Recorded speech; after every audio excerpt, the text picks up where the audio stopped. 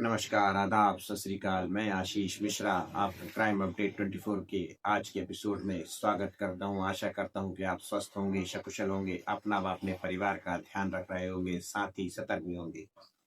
आज की कहानी नहीं, एक ऐसी सच्चाई है जिसने गांव के लोगों को हैरान कर दिया और विज्ञान को सवालों के घेरे में लाकर खड़ा कर दिया। जरा सोचिए, घर पर एक लाश पड़ी हो, मातम छाया हो, लोग रो रहे हो, चिता सज चुकी, लेकिन मौत के 45 मिनट बाद वह औरत जिसे मृत घोषित कर दिया गया था अचानक उठ खड़ी हुई। और तो और उठने के बाद उसने जो पहली सांसें ली, उसने लोगों को डरा दिया और वह अपने ही पति से सवाल पूछ बैठे कि हम आपके हैं कौन। यह कोई फिल्म की स्क्रिप्ट नहीं, एक ऐसी सच्चाई है जिसने अमेरिका के वर्जीनिया यूनिवर्सिटी के वैज्ञानिकों को भी भारत आने पर मजबूर कर दिया। लेकिन सवाल यह उठता है कि उन 45 मिनटों में ऐसा क्या हुआ था? क्यों वह महिला अपने ही पति को पहचानने से इनकार कर रही थी? क्या वह बदल गई थी या कारण कुछ और था? इस कहानी की परत दर परत उधेड़ेंगे, क्योंकि यह कहानी नहीं, सच्चाई है जो आदमी की सोच से परे एक चमत्कार है। यह कहानी है सुमित्रा और शिवा की। इटावा के छोटे से गांव शरीफपुरा में 1968 में जन्मी सरिता का बचपन अकेलापन और गरीबी में बीता। माता का जल्दी ही देहांत हो गया। पिता काम के सिलसिले में दिल्ली चले गए। रिश्तेदारों के भरोसे पली बड़ी सरिता के बचपन में न बिजली थी, न सड़कें थी, हर तरफ सन्नाटा और एक अकेलापन जो सरिता को खाए जाता है। कुछ समय बीतता है, सरिता अब 13 साल की हो चुकी है और उसकी शादी जगदीश सिंह के साथ होती है। शादी के बाद कुछ दिन ऐसा ही चला और इसके बाद जगदीश भी काम के सिलसिले में बाहर चला गया। अब सरिता का अकेलापन बढ़ता जा रहा था। अब साल आता है 1984 का, जब सरिता एक बेटे को जन्म देती है और उसके जीवन में एक नई किरण आ जाती है। कुछ समय बीतता है, अब साल आता है अप्रैल 1985 का, जब सरिता एक दिन अपने सहेली के साथ पानी भर रही थी। पानी भरते हुए अचानक वह एक पत्थर की तरह जड़ हो जाती है। हाथ ऊपर कर लेती है, दांत किटकिटाने लगती है और आंखें चारों तरफ घूमने लगती। कुछ समय बाद फिर वही खामोशी। लगभग 5 मिनट बाद सब कुछ सामान्य। यह पहला दिन था जब सरिता को दौरा पड़ा।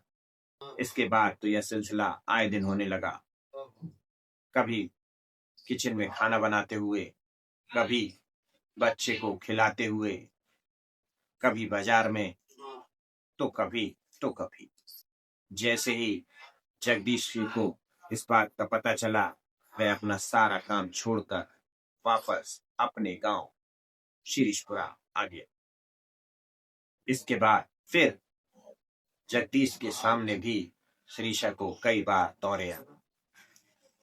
गांव वालों ने कहा इस पर भूत का साया है, वैद आए, ओझा आए, पर नतीजा जस का तस, कोई इलाज न। 16 जुलाई 1985 सरिता को फिर से वह दौरा आया और इस बार सरिता ने जो कहा उसने जगदीश और गांव वालों को हैरान कर दिया, अचंभे में डाल दिया। सरिता ने कहा वह 3 दिन में मर जाएगी। लोगों ने कहा यह नाटक कर रही है, ऐसा नहीं हो सकता। कोई इंसान कैसे अपनी मौत की भविष्यवाणी कर सकता है? 3 दिन बीते और 19 जुलाई को सरिता जब दोपहर में अपनी सहेली के साथ बातचीत कर रही थी, तभी उसे फिर से वही दौरा पड़ता है और कुछ ही मिनटों में उसकी सांसें थम जाती। वैद आते हैं, चेक करते हैं और सरिता को मृत घोषित कर देते हैं। चारों तरफ सन्नाटा छा जाता है, गांव में मातम पसर जाता है। चिता की तैयारी होती है, लेकिन अचानक मौत के 45 मिनट बाद सरिता उठ खड़ी होती है।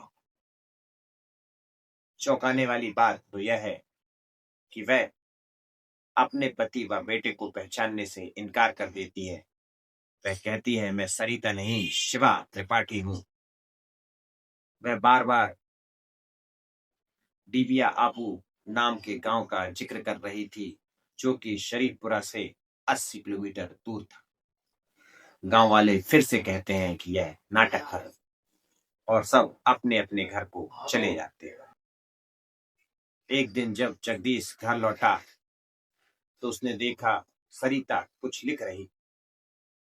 जैसे ही वह उसके पास पहुंचा तो उसने देखा वह फर्राटेदार अंग्रेजी में एक चिट्ठी लिख रही है, जबकि सरिता तो अनपढ़ थी।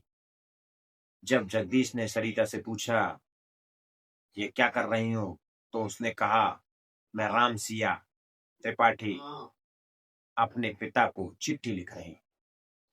इसके बाद चिट्ठियां लगातार पोस्ट होती रहीं और यह रामसिया त्रिपाठी, जो कि शिवा त्रिपाठी के पिता थे, उनके पास पहुंचती रही।